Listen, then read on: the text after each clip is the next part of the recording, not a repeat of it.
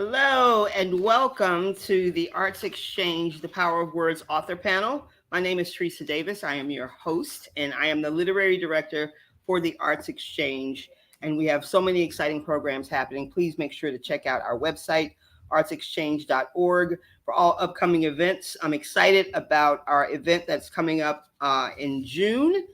We are having a head-to-head dad joke slam, team poets versus team comedy improv. It's going to be ridiculous, and you want to be there for all the ridiculousness because who doesn't love a bad pun? Okay, so the Southeast Community Culture Arts Center, doing business as the Arts Exchange, receives support from the Fulton County, Atlanta, Georgia Board of Commissioners, the Georgia Council for the Arts under the guidance of the state legislators, and support from the National Endowment for the Arts. The Community Foundation of Greater Atlanta, through a Place to Perform grant, Fidelity Charitable, and the estate of Dr. Doris Derby, and Peach State Health Plan. Our literary programs are made possible in partnership with South Fulton Institute. Support is also provided by our individual and business donors and members. We encourage you to become a supporter. And today I am interviewing a good friend of mine, Roscoe Burnems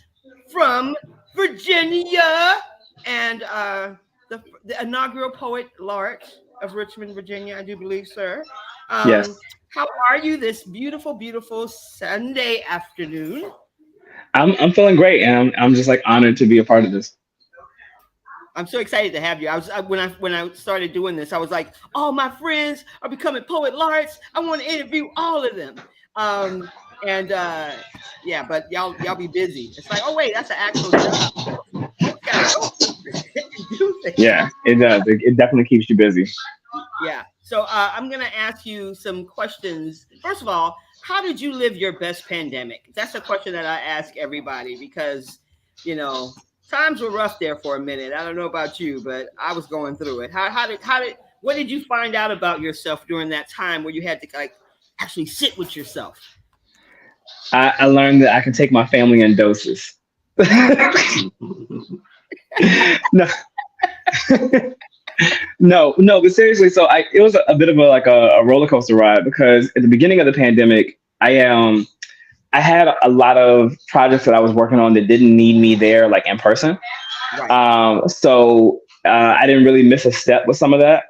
But then like after a while, there are no live shows, you're not doing workshops, you're not in the classroom. So all that stuff moves into virtual. And I learned that I do not like virtual things. Virtual was tricky. Virtual was tricky. Early on, trying to keep the open mics and the things that I run here going, we went to virtual, and actually Java is still virtual. And mostly because, our actual home venue, when it burned down, it's an 18-hour block now. Sadness. But when it burned down, we were actually venueless, right? So I was basically couch surfing to any theater or anybody who would let me use their lobby. So it was like really kind of windshield wiper. Like I didn't know where I was going to be from week to week. And it's a weekly event. So we took it virtual. And that's probably the only thing I can do virtual. I tried to do a couple of virtual slams. It is so weird slamming sitting on your butt. Yeah. So, and I'm saying all this, but I'm doing a virtual slam later tonight. But I'm not the biggest fan. I'm not the biggest fan. I think that there's something that gets lost in the screen there when you're doing it virtual, and so that part has been difficult. So the Writers Den is an art collective that I've run, and we send a team to different competitions. We put on monthly slams. We just stopped altogether when the pandemic hit. Our venue at the time had shut down. And everyone was moving into doing virtual open mics and virtual slams and all that kind of stuff, but I did not have it in me to do it. We tried to do some virtual workshops, but even that was kind of taxing. It's just you alone in a room talking to a screen, and I don't know how these YouTubers do it, but I was exhausted, just kind of like with the loneliness of it all. I'm very much an extrovert, and I like people. I like that energy that comes with having people in a room. And so that part was a struggle. So in the beginning, it wasn't that bad, but towards the middle of the pandemic and towards the, I guess the end, whatever the end is, because We you still know, yeah, I was like, these things don't really go away over, what I mean, like that kind of thing. But you just learn to kind of deal with it. But we learned to adjust. But it was pretty difficult. But my kids thrived, honestly. My son was about to enter kindergarten, and so we homeschooled him. And then my daughter was virtual. She's in high school, and they both thrived, honestly, with academically. Me and my daughter was able to complete work on her own schedule, didn't feel rushed. I was homeschooling my son. I'm a former educator, and so he was able to work at his own pace. He didn't have to, and the teachers know with working in public education, there's pacing guides and there's lesson plans, and you have to kind of meet a lot of students where they're at, and the range changes academically. I mean, you got some kids who are reading at a high school level, and then you have some kids who can't read at all, right? And so like how so it's a huge gap. And so with me, when it was just me and him, we can just go however he feels comfortable. And so he thrived. I mean, now he's well past his age group. And so that was fortunate, but now he's back in school, and so now he's like, now it's a big adjustment. So it's been some ups and downs. Yeah, no, I am currently tutoring a young lady who, when they went back to in-person school, in the course of like 8 months of the school year, 7 months of the school year, she had 8 different teachers, and they were telling her that she wasn't being consistent. And I'm also a educator. I was a classroom teacher for almost 30 years, and I know when a new teacher comes in, everything resets. So you there's no way for it to be consistent when you have that much turnover. So Right. I'm at the point of trying to get her on level.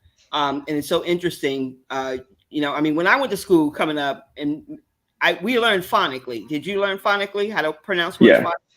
So then they went through this phase a couple of years ago here where they were telling kids to just try to guess what the next word is. That can help you.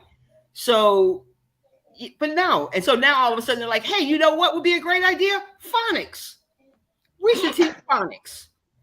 And I'm like, how do we keep, okay. All right.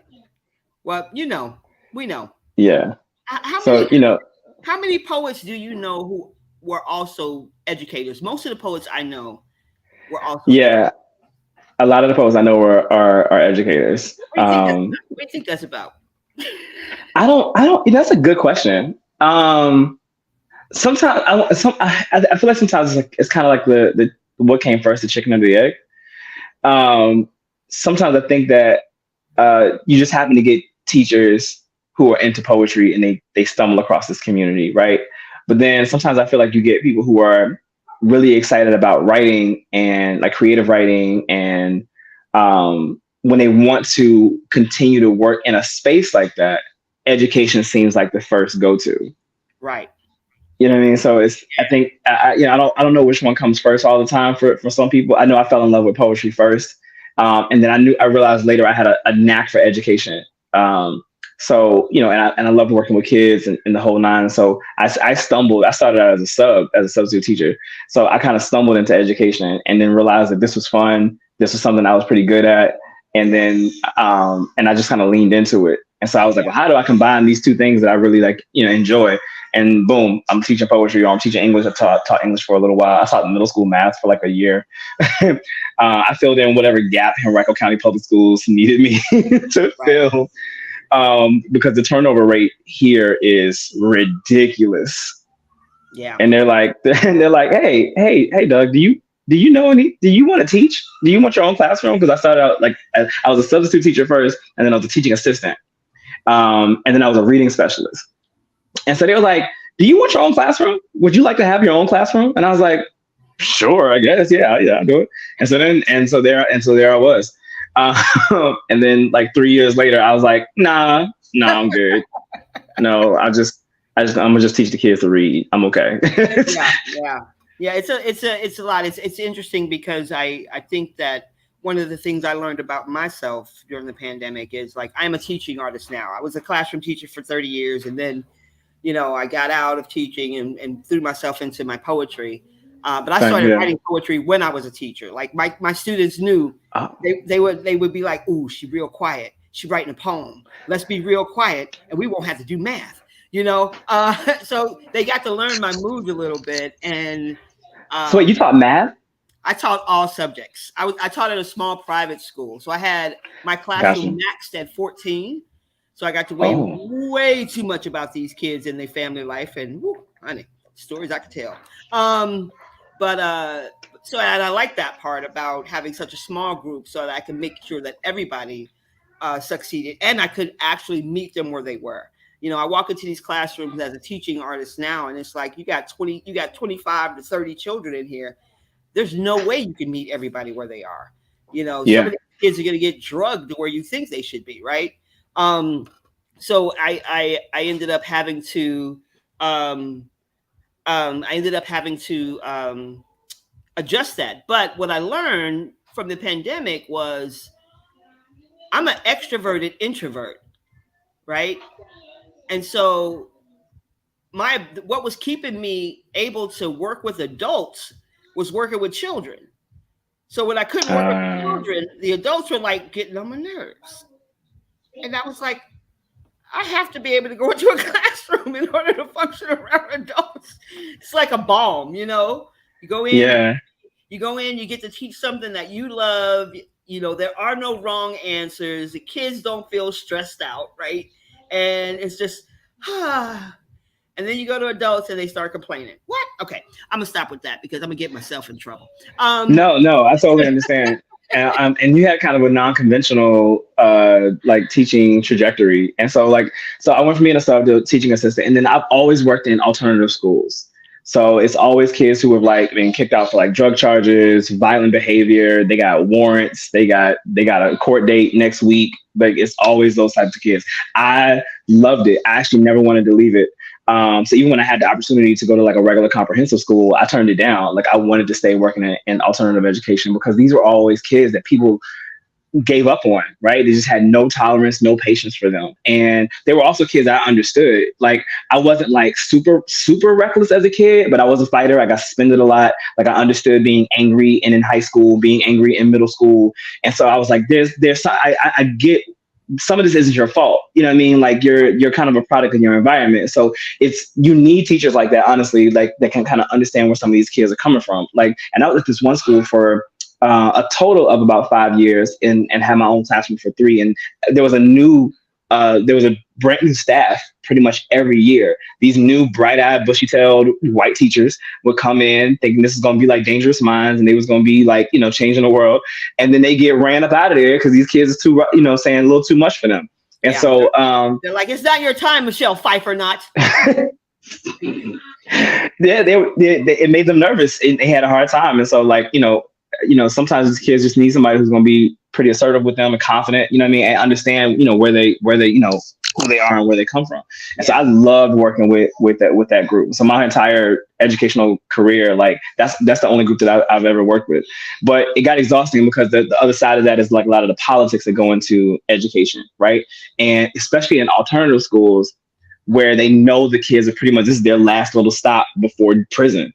Yeah. You know what I'm saying? So, and then I had an assistant principal tell me that this is pretty much a holding cell before they go off to somewhere else, right? And so, and it's because, and of course, she's this middle-aged white woman who's really just trying to use this as a ladder to the next educational opportunity. And I hated it. I absolutely hated it. And being one teacher in a system like this, you can complain and complain and complain. I complain to school boards. I complain to superintendents. I'm like, look, this is the environment here. And this could be better if these people weren't around or people weren't treating these kids like this. And then I lost my job magically. Poof, Oh wow, it was gone. That's amazing. Yeah. No, I So, mean, it's like if you go into a place with a mindset of these people are failures, then you can't help them. That's you've already stopped the process, right? but the goal was never to help them. That's the thing that killed me, because with the way the program is set up, at least for here, is that they come to this alternative school. They're supposed to like get educated, right? But then they're supposed to learn these kind of behaviors that will allow them to succeed in the classroom. which is difficult, right? Because if you got a bunch of, it's like they took the kid out of class because he's wilding out, right? But then they send him to this school where everybody in the classroom is wilding out because Right. there's nothing but a school for kids with violent behavior. And then Yeah. you're like, exist in this violent atmosphere and then don't be violent so that you can get back to the other school. And it's like a complete setup of failure. I'm like, there's got to be a different way where we can handle this. Yeah. And, but they don't want to do that, right? Because the goal is never to get them back. That's what I learned. The goal was never to get them back. The goal was just to remove them so that the other kids could thrive. And I'm like, this is such a disservice to kids who have a lot of potential. Yeah. Yeah. So the public education system is super flawed. I had to step away. I love you for sticking with it for 30 years because it took me about 5. And then on my 6th year, I was like, I have to go. Yeah. I can't do it anymore. And then I became a teaching artist. And so I could kind of work on what I wanted. I could do what I wanted to do. I could come in at my own, and with my own kind of expectations, rules, guidelines, and nobody could kind of tell me what to do. And it's so funny because when I lost my job, they were like, "You'll never work in Henrico County again." You know what I mean? Because I left, I was bitter, and I cussed everybody clean out when I walked out of that office. And and it was like, you're gonna mess up your reputation. You'll never work in Henrico County. It's just gonna mess up your educational career. And then they You're like, brought me hello, back. poet laureate. What? They even before the poet laureate, they brought me back to do workshops with their kids. And I'm like, yeah, now you're paying me directly, not these Right. BS salary that teachers get here, but you're paying me directly to come and do what I said I wanted to do in the first place. The irony of this place it just makes me go, wow, we went around the world to get to the right answer that I gave you in the first place. Yeah, That's my thing. That's why I love being a teaching artist, because I get to drop into these schools where, the majority of the students are Black and the majority of the teachers are white. And I walk in and just to see their faces going like, oh my God, it's somebody who looks like me. But the jacked up thing that I end up having to do sometimes, because you can read the energy in the room, right? And so instead of a teacher being like, oh my God, they're doing so well, they're doing all the things that I've been asking them to do with the behavior and all this other stuff, they're being great, they're participating, they're getting mad because they feel like the kids are showing out. And my thing is like, this is what you want them to do, right? How is them doing what you wanted them to do in the first place showing out?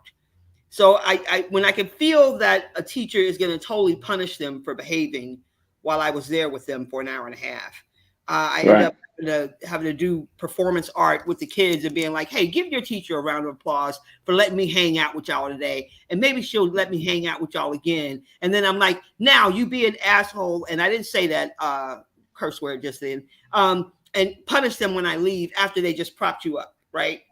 And it's so ridiculous, but I'm just grateful that I can go in and be a bright spot in these right. kids spaces. And every once in a while I'll see one, that I taught years ago walking down the street and they're like, you were my favorite teacher. When I'm like, well, I wasn't actually your teacher. I came in for like 5 weeks and that was it. 5 sessions. That was it. But I'm going to ask you some questions. First, and I think you may have touched on this, what inspired you to become a poet, and how did you first get started in your career? So I've had some fun recently retelling this story. So I actually did not fall in love with poetry until like teenage years. So that's not where I started. So what I wanted to do was I wanted to be a songwriter. I loved music, and I grew up in a very like traditional Baptist house. Mm-hmm. And my grandmother and her sisters and my Aunt Jackie all had a singing group, and they would go and sing at different churches every Sunday. So, and sometimes I would tag along, and then all the practices happened at my grandma's house where I lived. So my goal was to write for them as a 9-year-old, 8-year-old child. I was like, I want to write for this amazing singing group that's like world famous in my mind. And so that was the goal. And so I fell in love with songwriting first, and just music in general, because I came from a fairly musical house.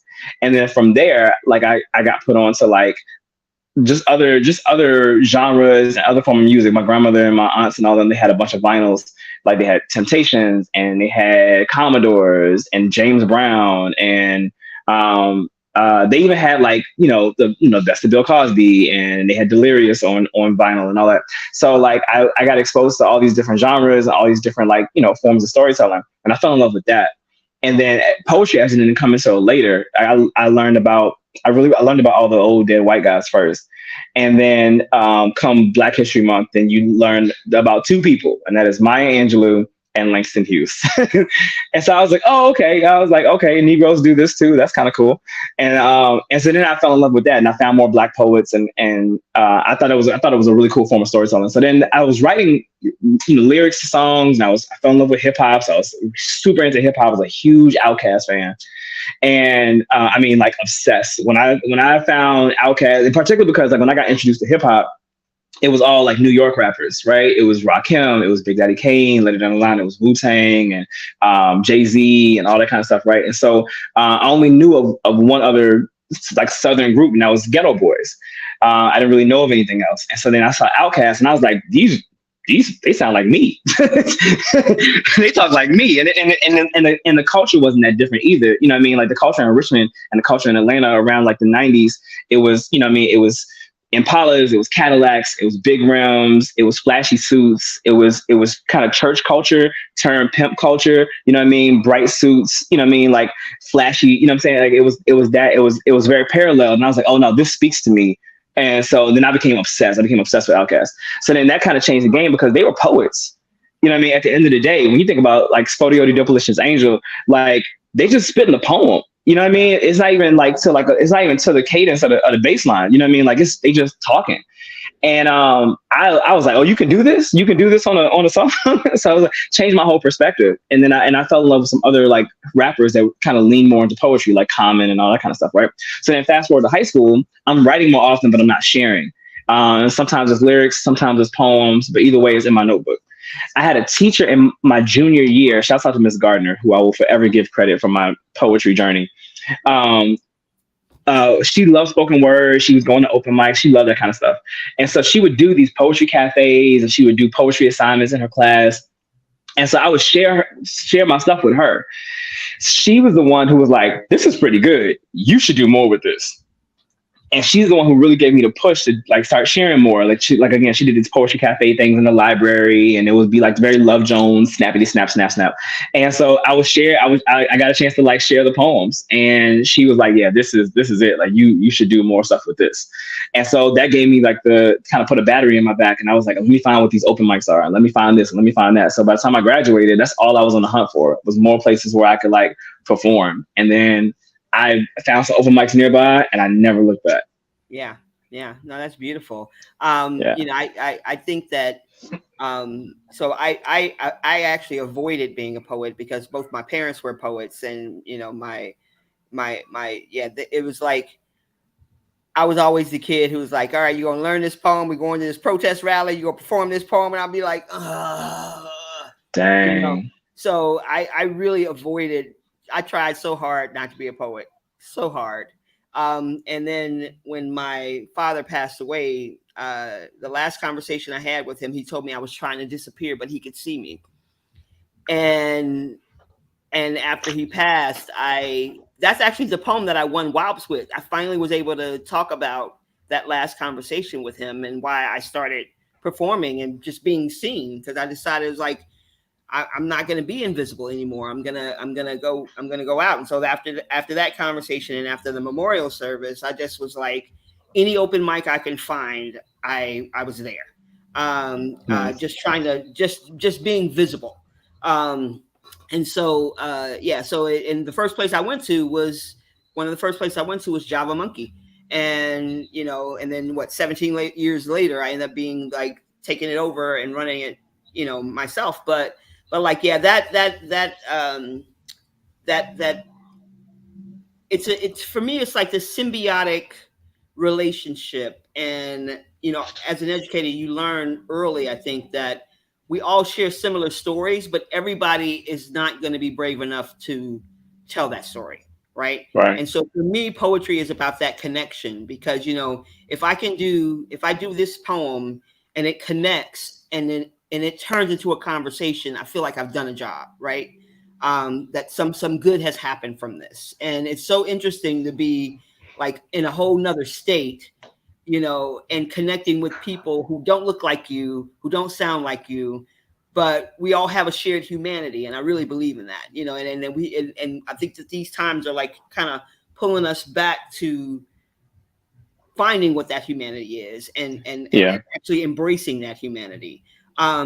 So I know a lot of your work touches on important social issues. How do you use your poetry as a tool for social change and for activism? So I think the other parts of the story about becoming a poet and really leaning into poetry was that I was super depressed as a kid. Like I was depressed and struggled with like suicide. Like my first suicide attempt was at 13. So I struggled really hard with depression, and then like I didn't know what being bipolar was. I didn't really know what being bipolar was until I became an adult, and my psychiatrist was like, "Hey, so let's have a conversation about these drastic mood swings you're having." So I had no idea what these things were, and I grew up in a house like a very traditional Southern, particularly traditional Southern Baptist house. It didn't really understand or deal with mental health, right? That just wasn't a thing, especially if you're a boy. It was man up, deal with it, you'll be fine, toughen up, be strong, all the things that we're kind of just told as Black youth, really, man, woman, or in between. So like, um, so there was that, right? And so like poetry was like was really the only outlet that I really felt comfortable in to like be as vulnerable as I wanted to be.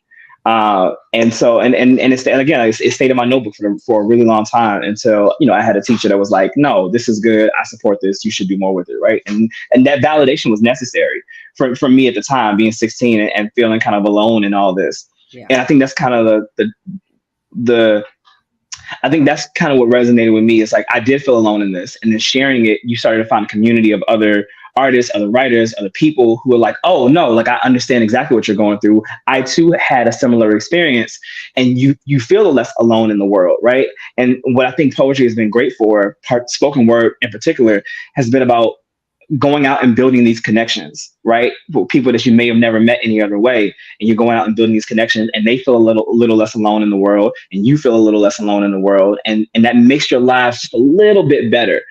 And so it starts off in this very vulnerable and very personal place. And then you realize that that type of change can happen in a lot of different arenas with a lot of different issues that plague us, whether it's personally or affects us as a society or affects us as a culture. So then, it's like, okay, well, I can use this as a therapeutic process to help myself. I can share this, and it becomes a therapeutic process to help somebody else. Maybe we can use this to start addressing some larger issues that affects a broad range of people. And so from there, it became not less about, but in addition to being about my own mental health and my own journey as a within the human experience. But it's like, well, let's talk about these other things that are going on. Let's talk about like the privileges that people have in this society, and where people don't have these privileges, and where there are a ton of inequities, and how we can start to level the playing field. And whether that's talking about race in America and being Black and seeing some of the violence that still happens and some of the systemic issues, or whether it's talking about toxic masculinity, or how men flex that privilege, and how violent that type of culture can be, right? How this affects women in the world, right? Why we need to stop these things, why we need to address these things, how we can change this next generation of young boys so that they're not like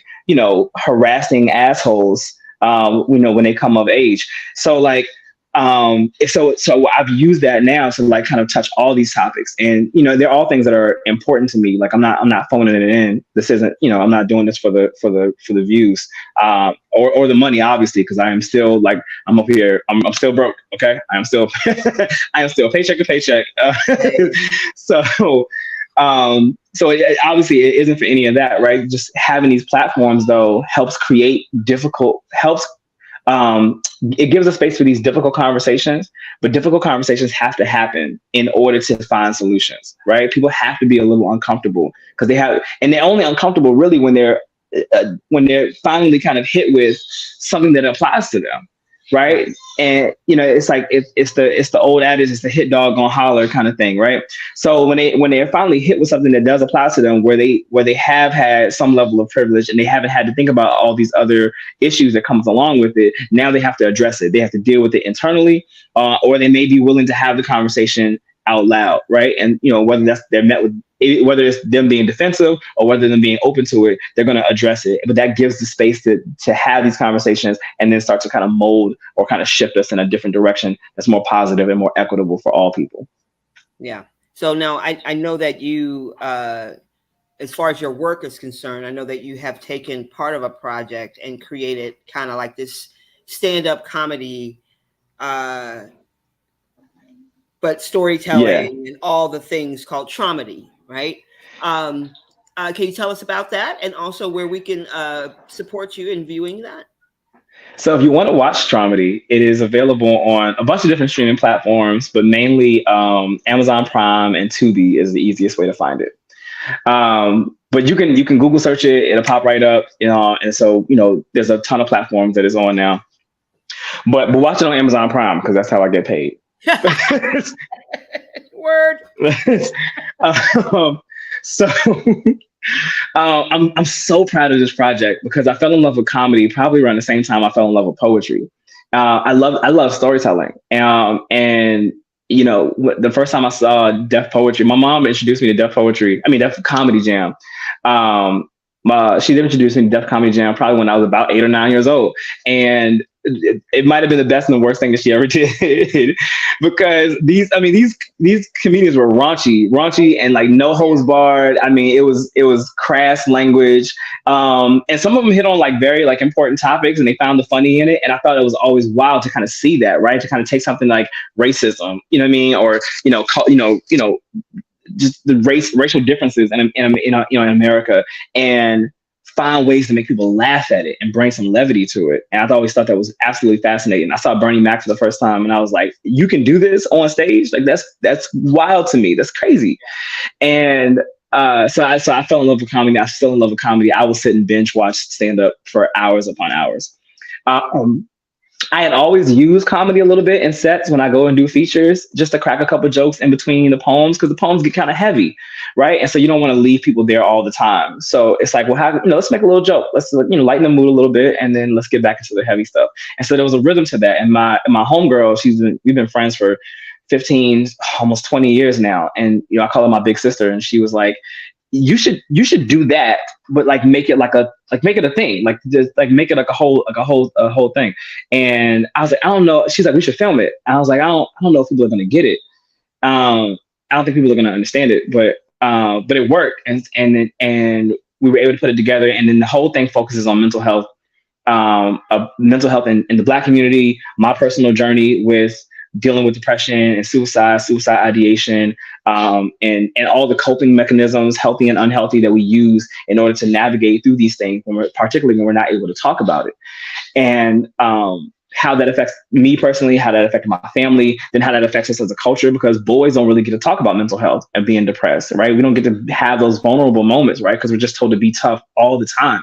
And when you are a boy and you're growing up in a Black house, it happens twofold. You know what I mean? Because as people of color, we come into this existence, particularly in America, thinking that we have to be tougher, right? Because we know all the things that are out to get us. We know all the obstacles that we're going to face. We know all the rejection that's about to happen. We know the violence that may be waiting for us. And because of that, we're like, you have to be tough. You can't don't let them see you break.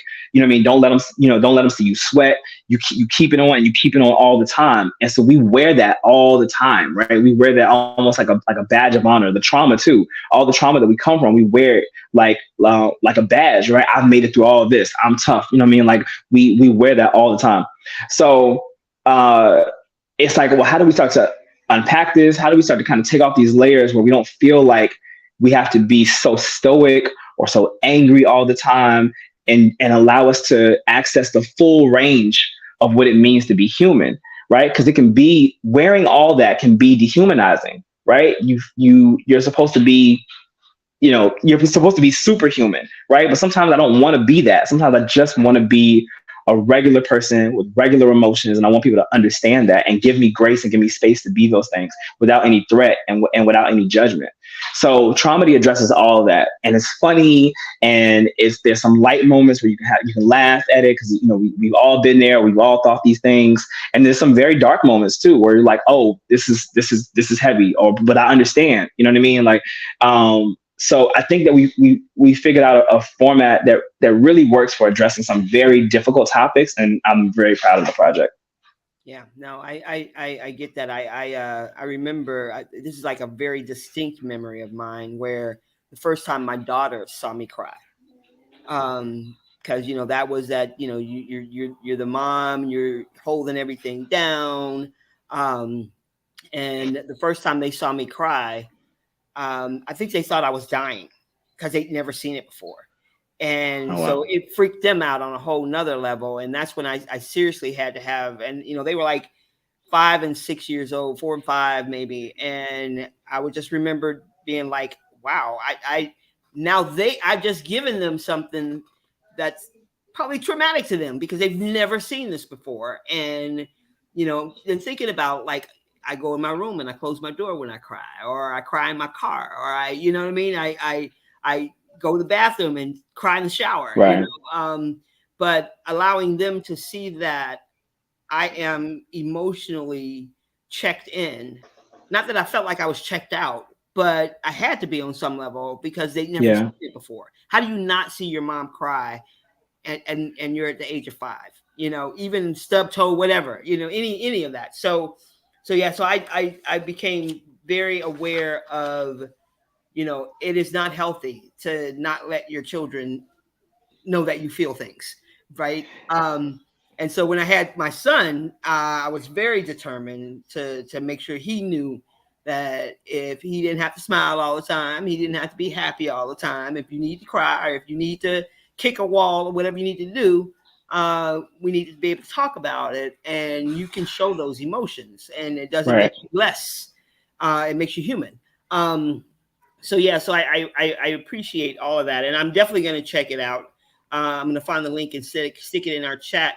But I want to ask you about your poet laureate experience, and what I know you've done a lot of programming for young people. I think that one of the things that I'm most proud about most of my poet friends is how we do champion children, and how do we do use what we do to promote literacy, to promote community, to have these more rounded individuals in the world, and not these people that constantly react in other ways. Like a lot of my reaction here, like a lot of the poems that I do where people like the most, it was me being super, super mad and taking it out on the paper. Right. It's like, let me Yeah. get all of this out of my body. I'm gonna put it where I can see it, and boom, and we're done. And then they're like, nope, that's a poem. You're gonna slam that. but but but it's also, I mean, so what are some of the things that you are most proud of, that you've done with this job, and do you feel like, um, these are things that are going to continue after your position is over? Is this a position you want to take up again? So yeah, Mr. Poet Laureate, tell us. So my term ends in May. Yeah. I'm on the voting committee to pick the next person, so I won't be continuing my reign as poet laureate. so, so I'll be passing the torch on. And I was honestly I was discouraged by the committee to apply again. So they wanted the ability they wanted to pass it on. I think it's because, so I'm the first one. And prior to being poet laureate, I had already left a pretty big impact in the city. I've always been super dedicated to community work. So even the projects that I pitched as in my application to be poet laureate were projects that I was already working on prior to, you know what I mean? This strengthening the culture in Richmond of art and literacy, arts education, poetry, spoken word.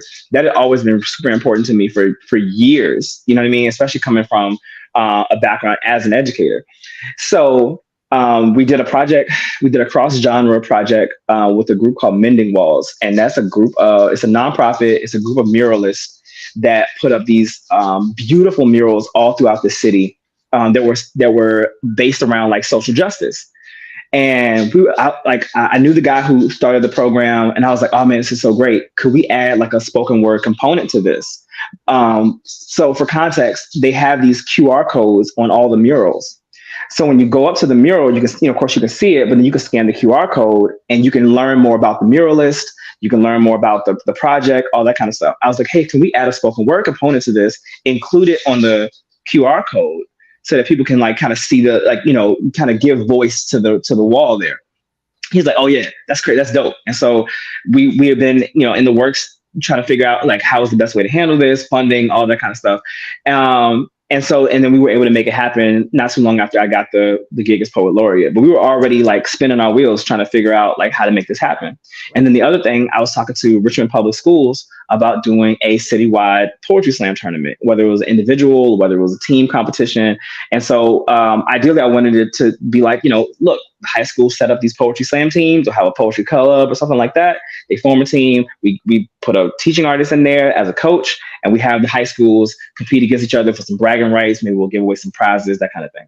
And so again, like this had been like 2 years really in the making, but just couldn't get on the same page with the school system. And then, it goes to show you that sometimes the title will change everything. Because once I got the poet laureate position, they were like, oh, well, we would love to have the poet laureate come in and do this project. And I'm like, this project that I was pitching to y'all in 2018? Like, what do you mean? You see that I'm the same guy, right?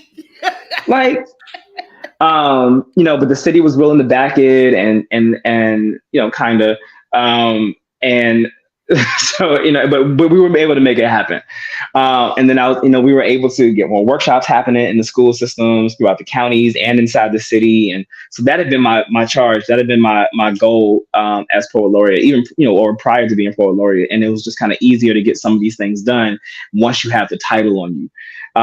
So, it is what it is. Sometimes certain things give your work validity. I'm not a fan of it, but I do understand it. Here's what I've learned about humans, is that they're stupid. Just humans in general are stupid. But sometimes we're a little bit like lemmings, right? Once we see people kind of moving in a direction, then more humans are like, oh, I want to go over there. So it's like, yeah, I've been doing the work, but now I got the title, and then somebody kind of that kind of validates you, right? So the city validates you. So then now everybody is like, oh man, well, since you're this amazing poet. I was an amazing poet before the title, you know what I'm saying? But you're this amazing poet. Come in and do these workshops, come in and start these programs, come in and do these things. So I love it for what it is. But it didn't create me. If anything, I created the position because I already had all these things happening. I already had these connections, which is why it was so easy for me to start to get into this position and then do all these things. So I think they discouraged me because it was like, if he does 2 terms, it's going to feel like he's always going to be the poet laureate forever. You know what I mean? There was even jokes on social media being like, look, Roscoe is my forever poet laureate. I don't know who this next person is about to be, but as far as I'm concerned, Roscoe is the poet laureate for the rest of my life. And so, it's cute, but I think sometimes people feel that way if you've been the face of it for a really long time. And I'm not shy to say that when it comes to like poetry and spoken word and community work, particularly from the poetry side and the art, the art side, I have been working and grinding it out with these kids and getting into these nonprofits and trying to create as much programming as I can, because I know what it feels like to be a kid who has this thing they love and not have anywhere to do it. Right. You know what I mean? Not have all the platforms, not have the access, not have the outlets, or not have a place to share. You know what I mean? But we've gotten these kids published. We've gotten these kids on TV. We've put these kids in these places where they can like say, hey, look, I accomplished something. And that validates them, right? That causes them to want to pursue it more. You know what I mean? And then bringing their friends, like this high school poetry slam that we put together. These kids went from not wanting to write at all to inviting all their peoples out and getting their friends involved. And being willing to share and meeting other kids who also do poetry from different schools. And so it's like we're building a community we're building a community of writers, of kids who are willing to support each other. Right, they're talking about mental health and they're talking about the struggles that they've dealt with as as teenagers, and they meeting other kids who identify the same way. And so like you're building these connections, and those things are going to last way after I'm gone. And that's the important part for me. I got however many X amount of years on this earth, and then I'm off to whatever comes next, right? But the work lives longer than you ever will. The work lives longer than you ever will. So like that's the important part for me now. Yeah, yeah. No, I get that, and it's like it's also that idea of you know um, pulling folks up with you as far as giving someone a tool or showing them, not even giving them a tool, giving them an outlet for the tool they already have. Right. Um, I think it's always interesting because I go into a classroom and I'll ask anybody in here write poetry, and you get the 4 or 5 kids that like shift their eyes to the side like don't look at me. Right. And I have to say silly stuff like, hey, this is poetry club. What happens in poetry club stays in poetry club until we put it on the stage. So you can be a poet in here. You can leap out of the poet closet and own it. And we ain't gonna tell everybody your business until you're ready to tell it yourself, right? But there's so many people who use this art form that we love as a way to connect to themselves, and I think that you know I feel like it's kind of like one of my jobs to help them find that in themselves, Exactly. and I know that I'm doing good work um, when they come back, and that's what it is. It's like I can have all the titles in the world, that's great, but I want my legacy to be something like she made a difference in my life, or she Right. made me see this, or you know, she took her clothes off and did what? I'm just kidding. But You're making a difference. However, you're making a hey, difference to me. hey, I'm thinking about doing burlesque. Oh, okay, okay. I'm Teresa. Oh, Mm. yeah, I was supposed to do it right before the pandemic, and then the pandemic happened. I was like, maybe that's a sign. I'm not supposed to do that. The But pandemic over. Okay, the pandemic is pandemic's over. over. Go ahead and That's what my friends are saying. So May yeah. is my birthday month, and I before the pandemic happened, I was going to do it 2020 on my birthday, and I didn't. We were in timeout on my birthday in 2020. Right. So I'm thinking about it. I'm not back all the way into it yet. I cut off all my hair, and my whole act was my hair being like a Lady Godiva kind of. Um. But now I don't have the hair to cover up everything. When you cut 5 feet of hair off, So five, yeah, it five was wild. feet. Yeah, yeah. My Oh my hair, god. at 2020, my hair had gotten past my calf and was almost on my ankles. And yeah, so when January 6th happened, I sat there looking at the TV like, what the hell is going on? And then the next day I'll call my kids. I was like, come over and cut my hair off. And they were like, what? And I was like, it's too heavy. I feel like I Right. can't breathe. I feel like everything is touching me. And so I cut off 30 years of hair. And when I tell you I had the best sleep of my life, Roscoe, I mean, it Oh. was like there might have been drool from my forehead down. It was like my son was like, Ma, I came in, I checked on you 3 times to make sure you were okay. You've been asleep for 12 hours. I was like, I was exhausted. And my neck hurt, I didn't know, and my back was hurting, I didn't know. So yeah, but I think that there's a lot of things happened to me, being pushed off the grid for a minute and being able to just like to come to terms with what I want to do and how I want my art to represent me moving forward. And I feel like as what you've been doing before Poet Laureate and what you do after is important and vital to your community in Richmond. And I appreciate you. I know your people there appreciate you as well. We have come to the time where you can share a few pieces if you would like with us. Sure. I'm actually going to share some fairly new work. Right, I'm new working stuff. I'm working on my fourth collection of poetry. Okay. And so I don't have a published date yet, but still trying to figure this out. But I have the manuscript pretty much done. And Are you so gonna are you gonna self publish or are you gonna shop it around for? that's a good question. So right now I have sent it out to two different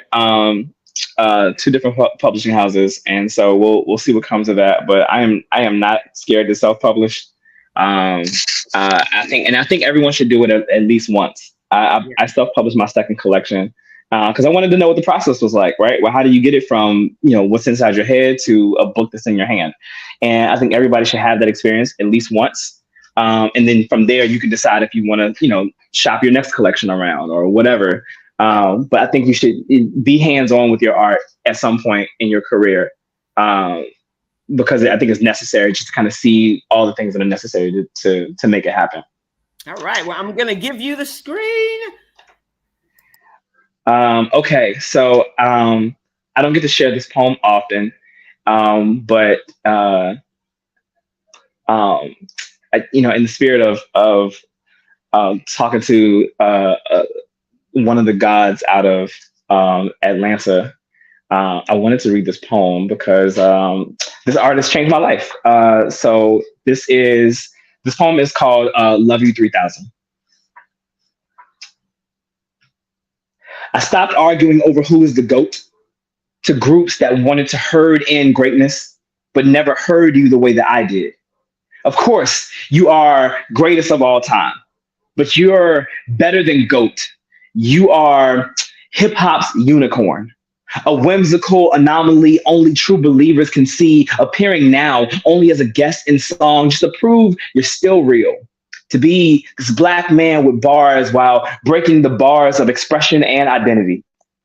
Thank you, Andre 3000, for giving voice to black boys who didn't fit inside of the trap, too bright colored for a block, too nigga for a White House, too eccentric for a Morehouse, unraveled artsy black boy, can't be stitched into hoods and baggy jeans or suit and tie or body bag and stereotype.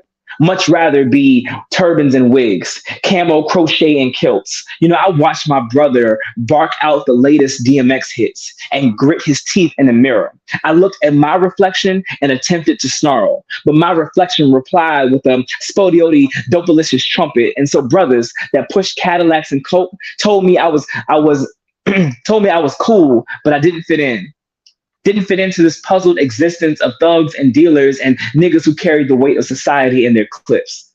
Anytime I tried to skip, dudes would detour me away from the corner. They say, take your corny ass to school and don't let me find you out in these streets. Right there, y'all, look, that's that smart nigga spitting poems. He weird, but he all right though. I fuck with him. And from bass heavy Chevys, I would hear drop bombs and your verse, Andre, would play. And the same guys would say the same thing about you. Yo, Andre, yo, that's that smart nigga spitting poems. He weird, but he all right though. I fuck with him. And I felt seen.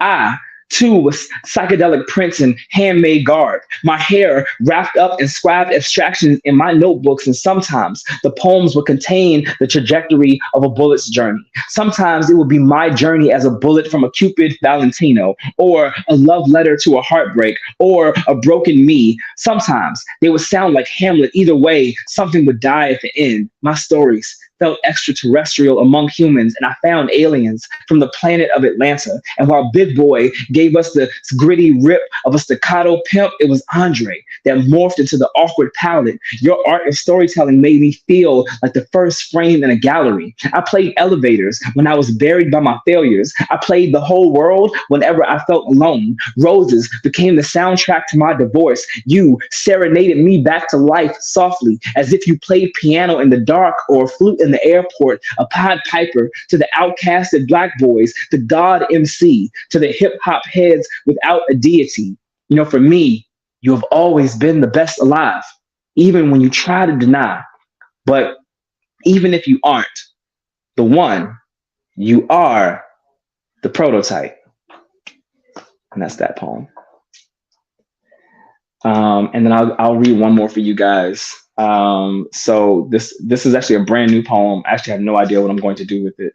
It is the newest poem I've written though, and I've been itching to share it. So you guys are getting somewhat of an exclusive here.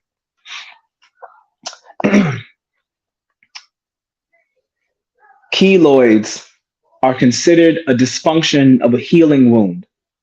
When the body sends more protection to an area it thinks is more vulnerable, creates a mountain where a memory lives so the brain never forgets what happened here. My body keeps count of memories that my mind avoids, back, shoulders, chest, riddled with keloids. These raised scars that raise so many questions, expecting me to confess the violence, the bullying, the fights, the stabbings, the moments where I have been a victim. But most of the keloids I have are self inflicted. A killmonger chest full of death, a tally of all the times I wanted to die. My self esteem, the reaper, with a scythe digging into my shoulder blades, carved into arms. My mother's cigarettes, stolen to burn craters just below my collarbone. Self harm is a dysfunction of healing, a cry for help on the outside because the inside needs more protection. This is where I was most vulnerable. Depression didn't just make me sad, it made me a surgeon, cutting myself open to bleed out the trauma. Picked on in school, and then at home, I picked myself apart. Anxiety got me picking at my scabs. I was a prisoner of the war in my mind. My skin tried to be a shield. Now, my body looks like a battlefield of shallow graves. I survived, but I am no soldier. And it has caused me more shame than anything because self-harm ain't sexy. So interactions with women are still scary. And before the inevitable reveal, I would fuck with the shirt on, with the lights off, move their hand before they slide their fingers across this braille of self-hate. My mirror still sees the boy praying for better, but baptized himself with burns and blades. And they say healing is a spiritual journey, but I wish my family believed in the high and low of being bipolar as much as they believed in heaven and hell. They say seek Jesus for repair. And I see him on the cross, and Jesus got keloids from the scars on his chest, the holes in his palm. And if they won't patch up a savior, they damn sure won't patch up a sinner. I needed a therapist and a doctor more than I needed a pastor. They casted stones and I used them to make the physical and emotional scars grow. A keloid, it grows to be bigger than the original wound, but it is still a healed scar, all ugly and unsightly. Now I have grown bigger than my original wound, but it was an ugly process that my brain has buried in a mass grave of things I want to forget, just to be reminded, immortalized in the gravestones engraved across my flesh. Wow. Okay. Thanks. Right. All right. That was beautiful. Thank you. We got to hear new shit, yo. What? I miss yelling that out at poets at poetry slams. It's like this is new shit. Yeah, I love that. That was beautiful. Thank you. Yeah, I can't stop thinking about keloids because like I've never even. How did you even think that you wanted to write about that? Did it just come to you or? So shouts out to Jay Ward, who's Oh now my the God, I love poet Jay Ward. laureate. Yeah, he's the best. He's such a sweetheart too. And I was down in South. We were down in South Carolina. I did a keynote for the Watering Hole, and there was a questionnaire that they gave me, and they were like, one of the questions was, "What's the most difficult poem you've ever written?" And my response to it was, "I haven't written it yet." And he was like, "Well, that needs to change. You need to write the difficult poems." And so this was something that I wanted to talk about for a long time, but I was actually pretty shameful. It's really, really hard talking about self-harm. It's not something that you hear from Black men a lot, and it made me uncomfortable and a little embarrassed, right? Like I've always kind of been just a little embarrassed. I don't really go a lot of places shirtless or sleeveless for that matter, for that reason. And so it was really difficult to talk about. And so I was like, well, I'm just going to kind of put it out there. And so I've been wanting to write about it, but I didn't really know how to write about it. And so Jay Ward kind of gave me the push to kind of be like, hey, maybe you should just finally start to talk about these things. And so I tried to pin something down, and this poem has gone under under the knife several times now. This is maybe draft 7 or 8 before I felt like it was in a good place. But I wanted to talk about it, and it was just years in the making, really. And I've really been really excited about some of the new work that I've created this year in particular, because I've been able to address some topics that I wasn't really comfortable talking about. Yeah. I've been grieving the loss of my mother since the end of December in 2021, after she, lost a battle with cancer, and a number of other ailments. And so I had a hard time talking about that, and finally was able to really articulate how I feel about grief. And then there was this poem as well, where I was like, okay, this is a thing that happens, and at least, nothing else that happened to me, and I think I'm ready to share it. Yeah, no, I feel that, like that, like I was talking about that poem I wrote, finally being able to talk about what I experienced with my dad. That took Right. me 8 years to get to that, Right. and I think that part of what we do, as far as, I mean, I don't know how many notebooks you got laying around your house, but I think I might have like 70. Yeah. But like, just to be able to have a depository for these things that we want to talk about, we just don't know, we don't have the vocabulary for it yet. That's why Right. it's like it's in there somewhere, but we don't have the words for it yet to put it out there to share, or even if we just need to put it out there for ourselves. I want to thank you so much for being here with me today and for talking to me today. You're amazing, and I'm so proud of everything you do. When you said the poem and went through a bunch of cuts, I remember reading your posters like, move this paragraph here, that's the stanza, the poem actually starts over here. I love that kind of feedback, right? Yes. I love that. And I've had to do that to other people. I'd be like, yeah, that's not where the poem starts. This is actually the beginning. Flip that bad boy. But I appreciate you. I appreciate your strength and your courage for sharing with us, and your bravery.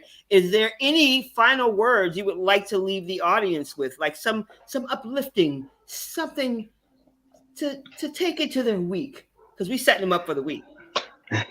So listen, I recently was asked when the poem was done, right? And I come from the school of thought that the poem is never done because the poet is never done.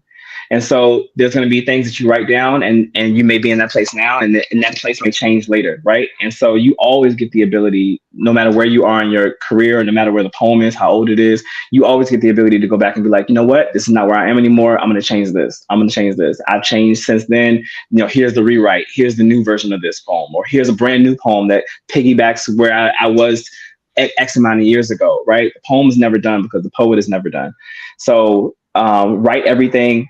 Don't feel like anything is etched in stone. It's pen and paper. This is why the universe made erasers, right? So you could go back. You know what I mean? This is why the universe invented the backspace, so that you could just you can change anything, right? You change all the time. You're not the same person you were 5 years ago. That doesn't mean that the poem can't change either.